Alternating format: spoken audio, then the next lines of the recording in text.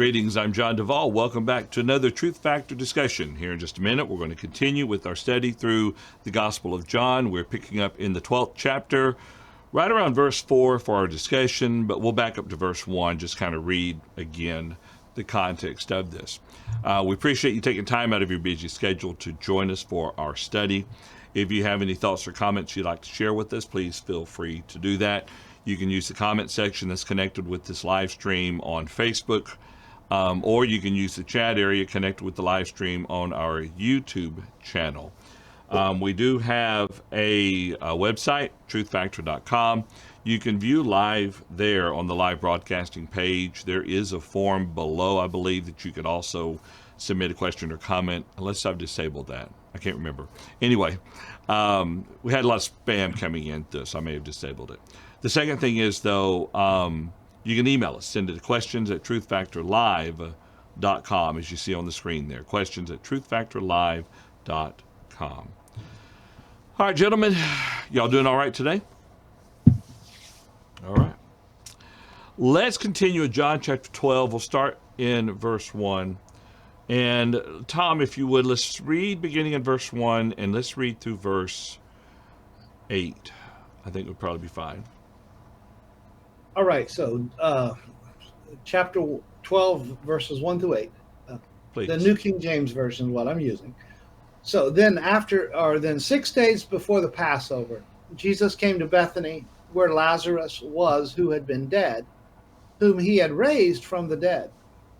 There they made him a supper, and Martha served, but Lazarus was one of those who sat at the table with him.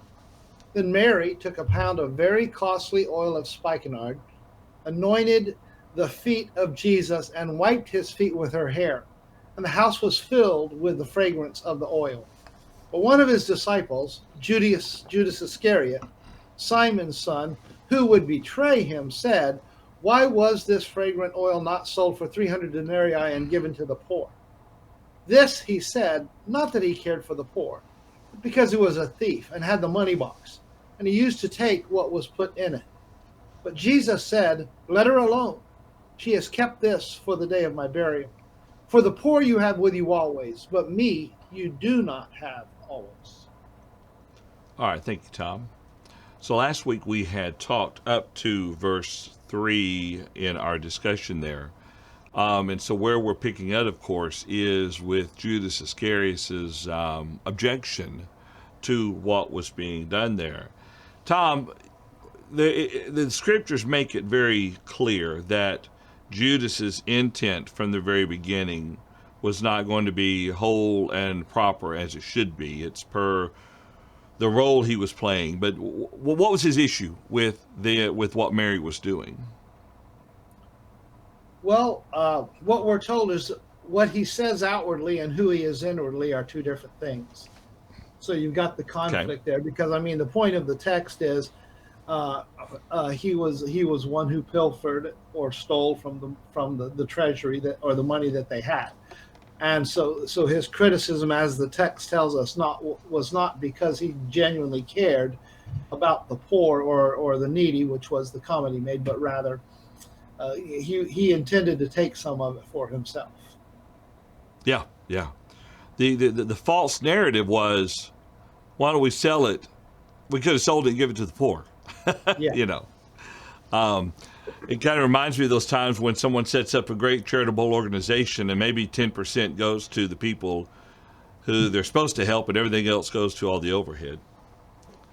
Yeah, exactly. Yeah. Any thoughts or comments from Brian and Paul about that? The only thing I'd say is that the other accounts indicate everybody was a little upset about this. Yeah. That the other two accounts in Matthew and Mark, and Luke mentions it as well, but Matthew and Mark talk about the idea that they were all kind of upset. And, so Brian in our area has a reputation of being kind of a cheapskate. And to be honest, I could see myself complaining. I could see myself saying, what a waste. Boy, we could have, you just poured this out. You had to break the alabaster vial, in order to pour it out. And now it's broken and it's poured out. And what a wasteful thing, what an extravagance that was just silly and wasteful. I actually sympathize with that. I could see myself saying that and thinking, oh, we could have sold that, and think of all the people we could have fed. What I have on the screen for the folks at home is highlighted that verse in Matthew 26:8. But when the disciples saw it, they were indignant, saying, "Why the waste?" Yeah, that's a good point. All right, any other thoughts? Right.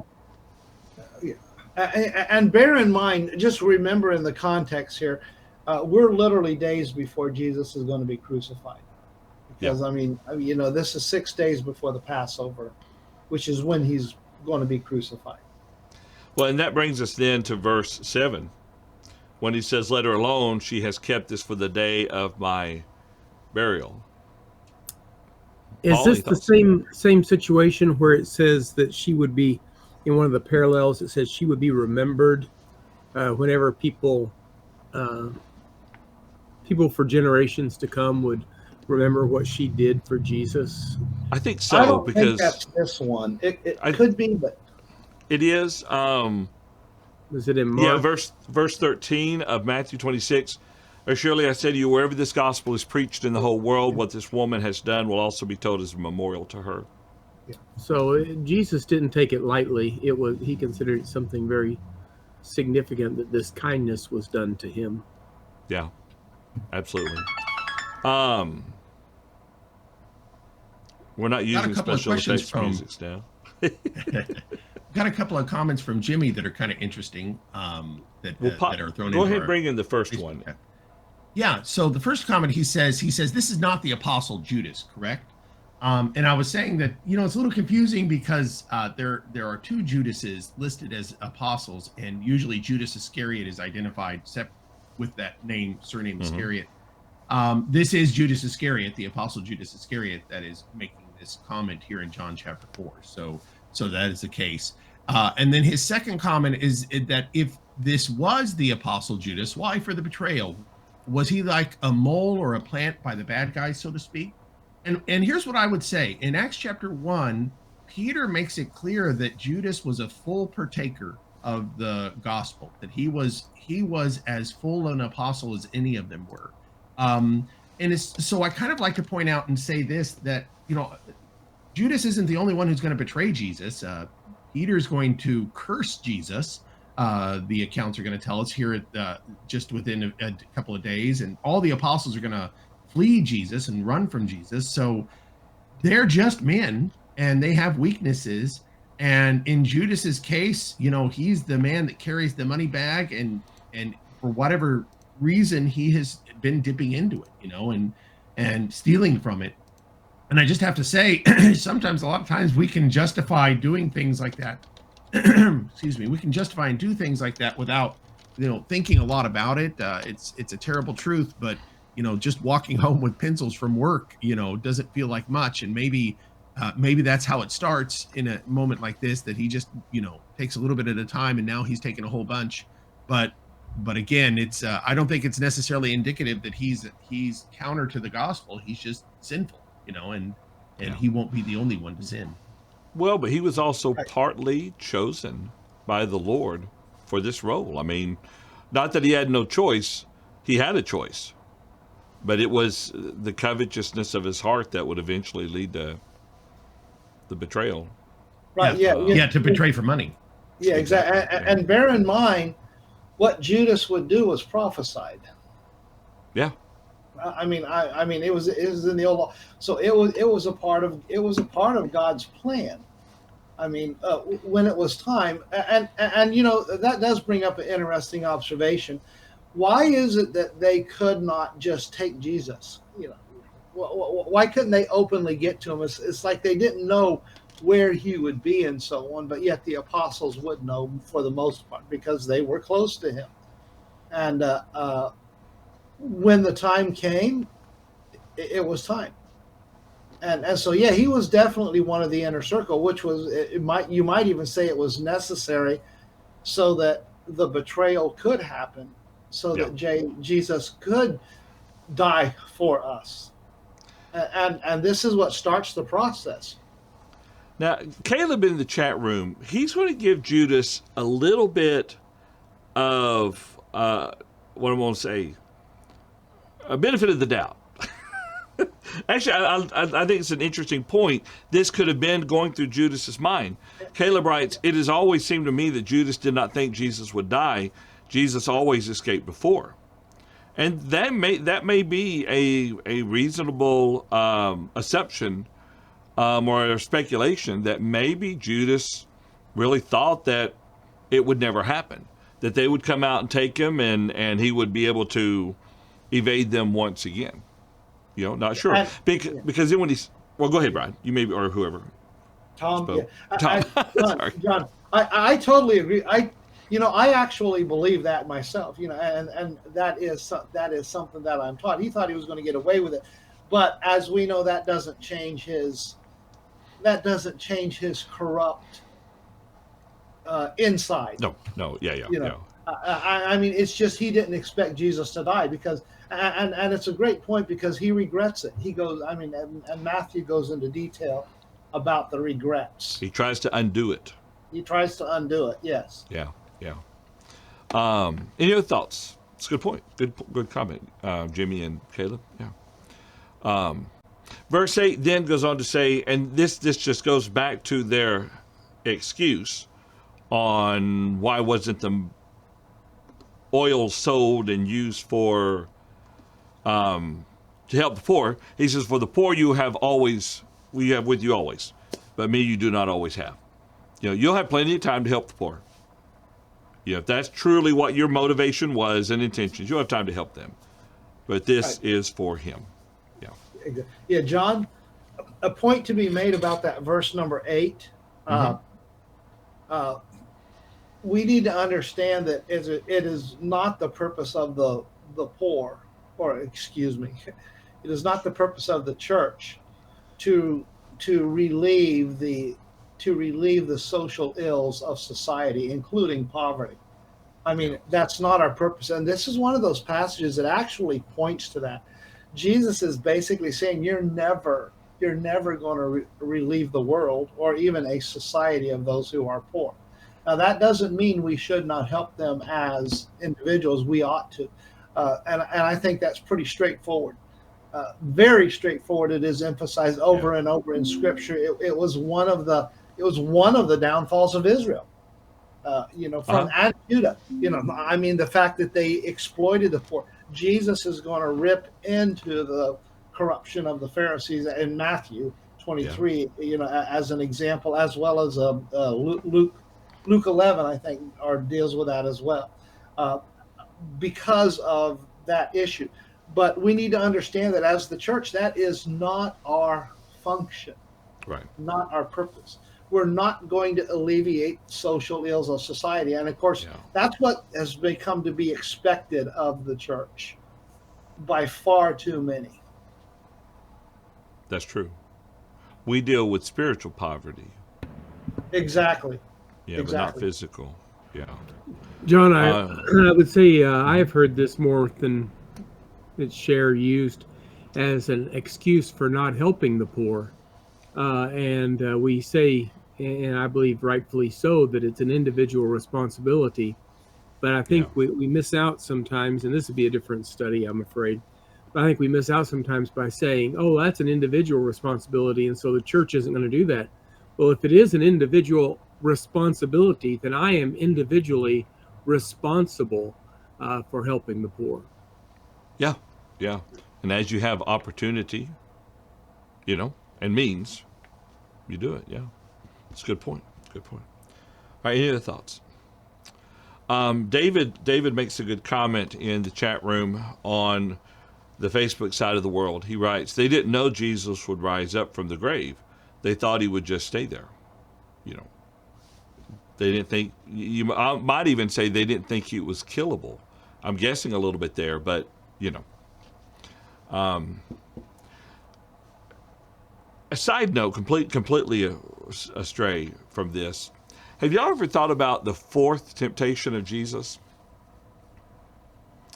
And what I mean by this, a little bit tongue-in-cheek, but I wonder. Remember in Mark's account, Mark chapter 8, where Jesus is telling them that you must die. Peter says no, and he said, "Get behind me, Satan." I hadn't really thought about that till last night we were in our young adults class. that's kind of like the fourth temptation of Satan. Not really from Satan. It's from Peter, of course. But the first three, and then this one kind of appeals to just Peter basically saying, it's not going to happen. You shouldn't be telling people this is going to happen. Never thought about it as a fourth temptation. But, and it's like the other ones. It wasn't, well, let me not go there. Anyway, sorry. Getting a little bit astray. John's long enough. We don't need to jump into Mark right now. And that's a great observation. My only comment is, we don't know how many times Jesus was tempted. Because, yeah, that's right. Yeah, I mean, you know, when you go to the accounts of the temptation, it literally says there afterward in one of the accounts that he left him for a time. Or for a season, depending on your translation. I mean, we know. I mean, Satan knew that if he could stop Jesus, he was going to win. Yeah, just the fact he calls Peter, "Get behind me, Satan," you know. Yeah. And I knew it wasn't really Satan, but you know, it's Exactly. Okay. Any other thoughts or comments about that? That'll come up in the next chapter. Actually, whenever we see Satan, the Bible will say Satan will enter Judas, and I again just always think it's very interesting that you have in Matthew. I was thinking Matthew 16. But Mark 8, Satan working through Peter and Satan working through Judas. And again, these are the two apostles that have such an interesting dynamic with Jesus, even at his betrayal, where again, Peter, betrays Jesus by cursing him, and Judas betrays Jesus by setting him up. Satan working with both of them, so to speak. It's just an interesting idea. That's a good point. I didn't think about that, but that's what he says to Judas, yeah. All right, real quick here, let's go ahead and look at the next three verses. Just kind of segue before we segue into the next section there. He says, now a great many of the Jews knew that he was there, and they came not for Jesus' sake only, but that they might also see Lazarus, whom he had raised from the dead. But the chief priests plotted to put Lazarus to death also, because on account of him, many of the Jews went away and believed in Jesus. I think it's just an interesting note that John throws in there, that the people were amazed at the fact that Lazarus was raised from the dead, and they wanted to come see him and his resurrection, if you would not, but you know what I mean, I guess. His being brought back from the dead was proof to them, and many believed as a result of it. So, right. Go ahead. Mm-hmm. Yeah, that's interesting. I see the curiosity. Why would they want to talk to Lazarus after everything that Jesus did? And Jesus was the one that raised him. And what comes to my mind is, how many of us want to really know what happens after we die? From that standpoint, we would like some assurance. Somebody to tell us what's really going to happen when we die. They probably had the same questions we do. Yeah. Oh yeah. I mean, there's a big issue going around, when I say issue or whatever, in various places where people have taken an interest in quote unquote after death experiences. Yeah. People that died and then, or supposedly died, and then they came back, and they try to talk about all those things, and I don't know how to process all that. But I see that with Lazarus. I mean, Lazarus wasn't just dead for 5 minutes and then they shocked him again and his heart started up. Lazarus was in the grave, 3.5 days. Wherever he was taken from where he was, more than likely. Wherever his spirit was likely taken from where it was and brought back. Yeah. Yeah. And if we're going to throw opinions out there, I'd say that if there was any cognitive comprehension, it did not come back with him, because it was beyond the realm of our comprehension, unless the Lord shows it like a vision. Maybe think about what Paul says, I knew a man who was caught up in the third heavens, but he doesn't give a detailed explanation of what that individual saw. Yeah. I mean, Paul even says, I don't know whether I was literally up there or in the spirit. Yeah. And he makes the point. He says, what I was told, I can't tell you. Yeah. I mean, he actually said that in the text too. So, yeah, I mean, that's true. And you're probably right, but that wouldn't change the fact that people would ask him, exactly, what happened while you were dead? Yep. That's a good point. All right. Any thoughts or any comments? All right, we've got just enough time. Oh, yeah, we got time. Let's go ahead and pick up with verse 12. Paul, would you mind reading for us this section? Let's go through 19. Be looking at what typically we call the triumphal entry. Sure. I'll be reading from John chapter 12, verses 12 through 19.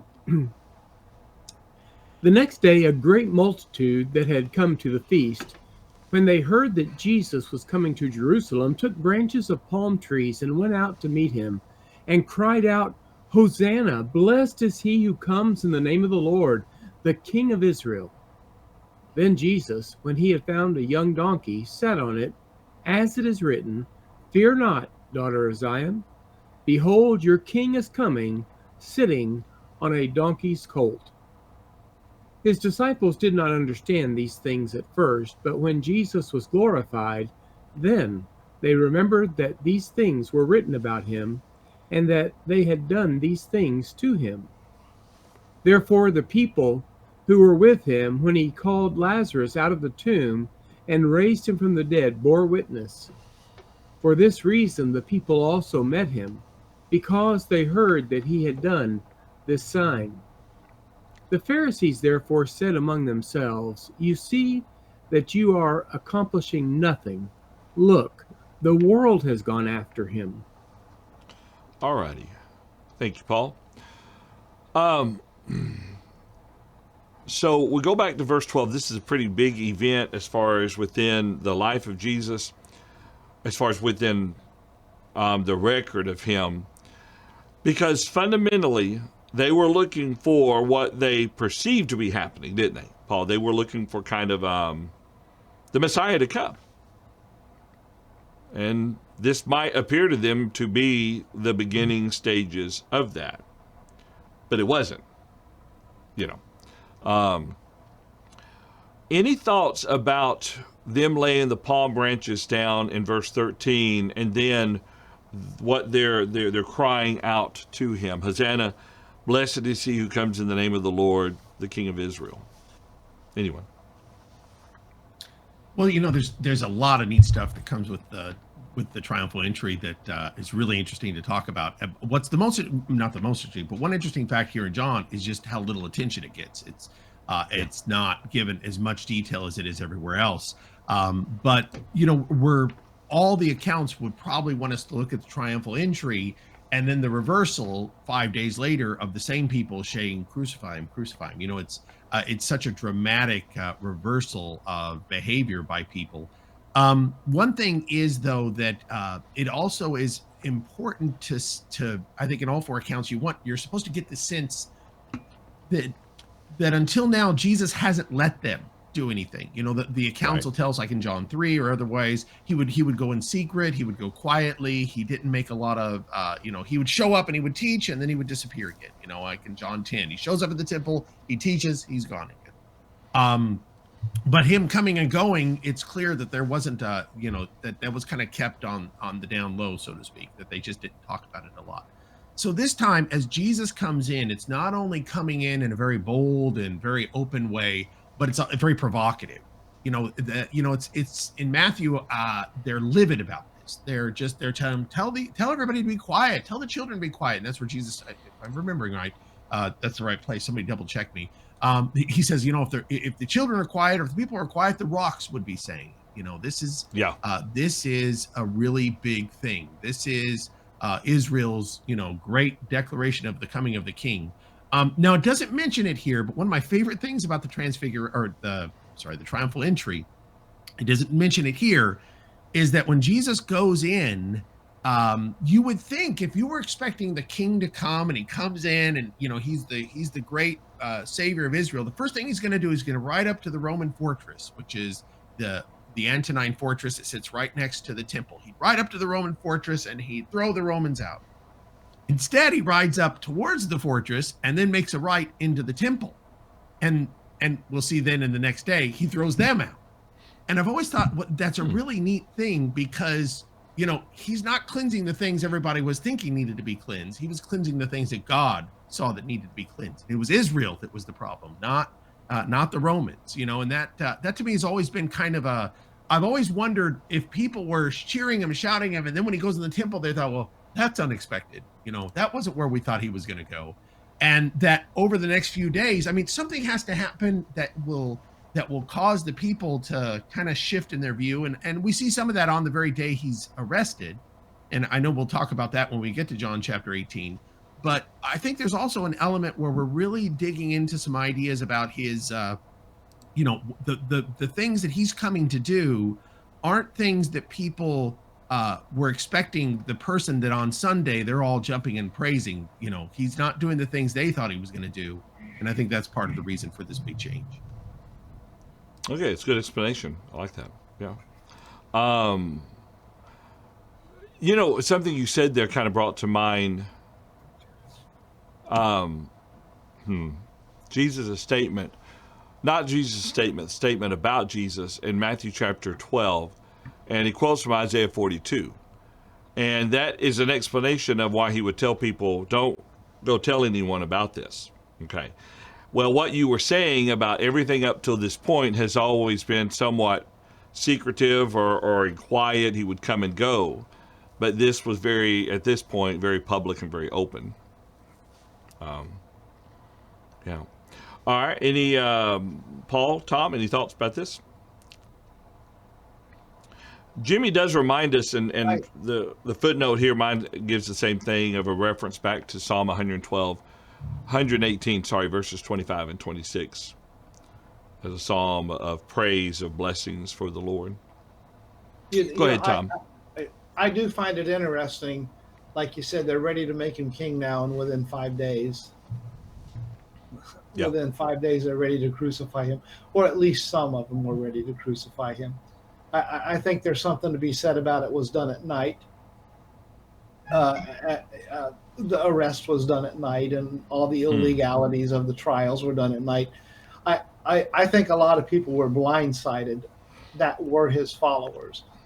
But you do have a group that here they're making him king, and then within 5 days. Okay.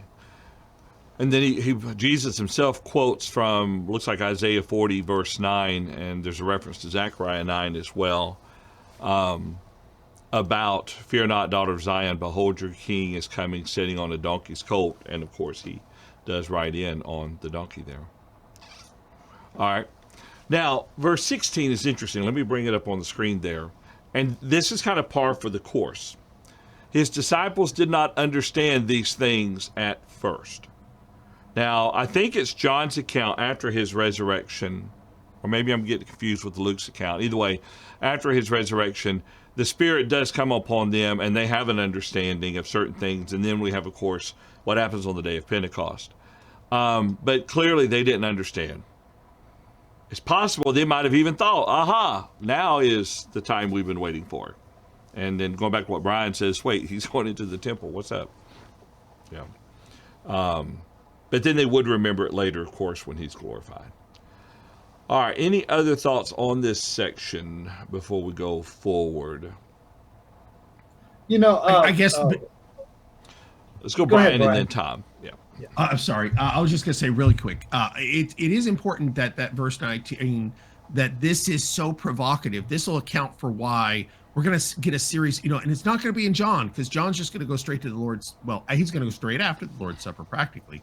But in Matthew and Mark and Luke, there's a series of confrontations that escalate for the next couple of days until, as Jesus says some really dramatic things. I mean, he'll confront them so much that at the end of Matthew 22, it'll basically say they'll never talk to him again.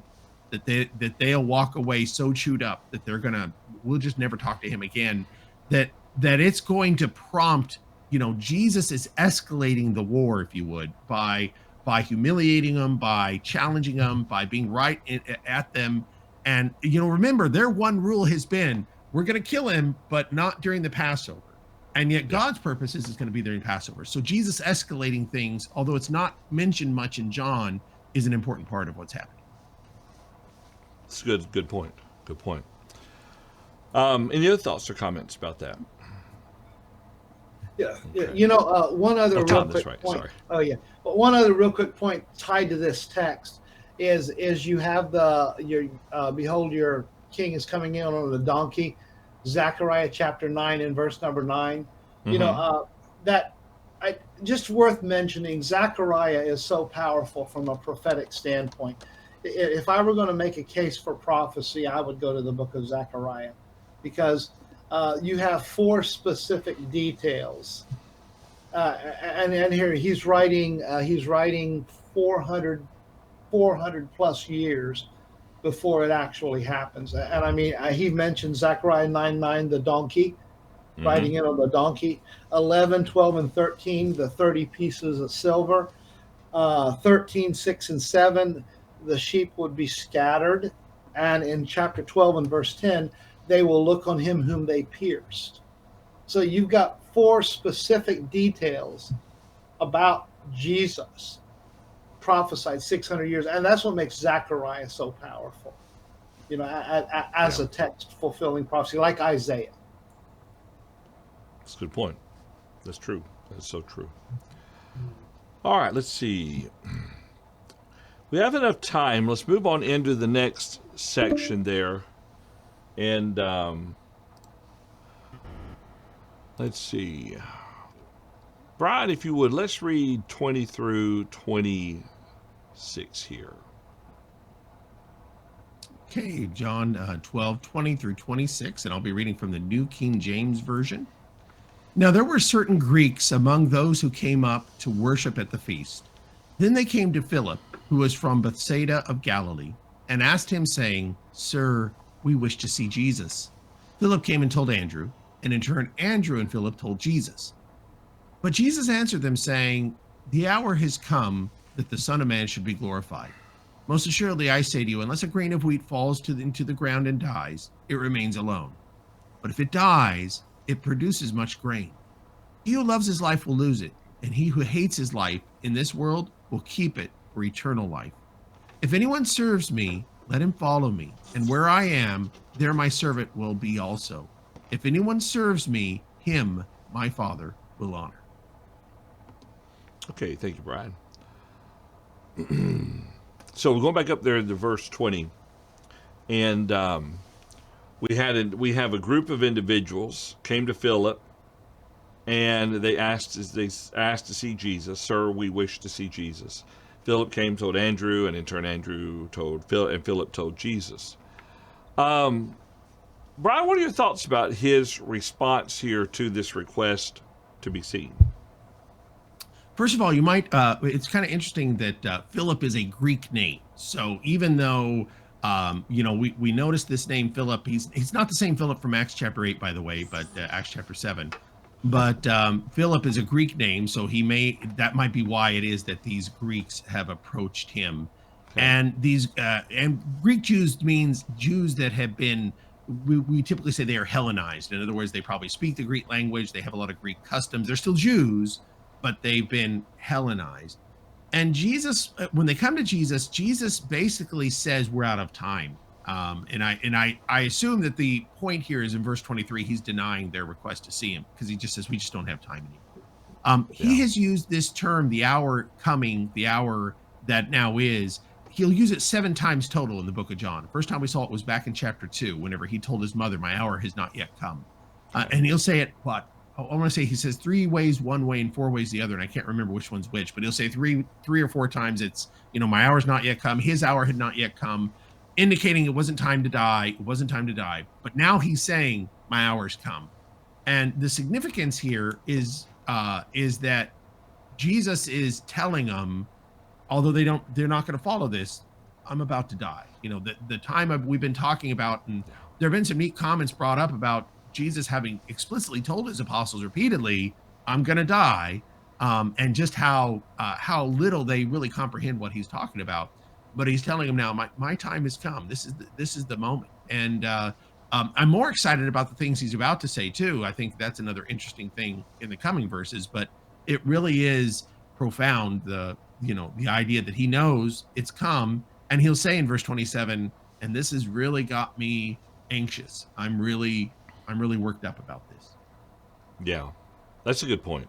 I love the wheat illustration, or the grain. It has to fall, it has to go into the ground in order for it to produce much. And that's what he would do. Yeah. Any thoughts about 25 and 26? About he who loves his life will lose it, etc.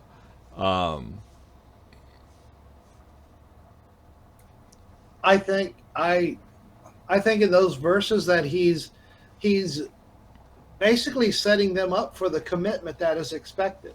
Yeah. I mean, he's made statements similar to this before, or about the importance of commitment and what's going to happen. But I think this is just a reminder. And when you consider the things that are about to happen with his apostles, this just serves as a reminder. And I think it tells us something, that when the things that happen do happen, and what I'm talking about is Judas betraying him, Peter denying him, all of them forsaking him, everything else that happens, even though Satan is at work influencing them, they still had free will. And I see this reminder here. Now, Jesus knows that, if you will, they're not strong enough at this moment to resist what's going to happen. But I do see that in those verses. Okay. All right. It's a good point. Paul, do you have any thoughts on this? Well, I was looking at this. I was kind of thinking about when James and John asked to sit at the right hand of the Father, and right hand of Jesus, when he comes into his kingdom. That he says, you don't know what you're asking for. It's not mine to give. He says, but what I'm going to experience, you're going to experience too. And not exactly the same, but that they were going to suffer persecution. And I thought about this passage, that there's going to come a time in which they're going to have to make a stand, and it's going to cost them very dearly. And I mean, it's absolutely true. It's true that though we have to love Jesus, whatever sacrifice we make, he is worthy of that sacrifice. So. Yeah. It's interesting how frequently, like, preachers will quote, and I've done it before, verse 25. He who loves his life will lose it, and he who hates his life in this world will keep it for eternal life. But the context in which Jesus says that is so much greater, So, well, I'll tell you what, let's go ahead and we'll call this a good stopping point for today. It's about 11:47. It's kind of a shorter study. But the next section we want to spend a little more time in, or at least have a little more time to discuss. Brian had mentioned earlier, coming off that conversation, and then the intensity of what Jesus is feeling begins to really develop, being expressed in the text there. And so we'll start with that next week. All right, any other thoughts or comments about this? Okay. All right, I'll tell you what, appreciate everyone joining us today. Appreciate the comments in the chat room. If everything goes according to plan, Lord willing, we'll have a study again next Thursday at 11 o'clock a.m. Central Time. And we'll pick up here in John chapter 12, there in verse 27. All right. All right, everyone, we'll see y'all next week. Y'all have a wonderful week. All right, bye-bye.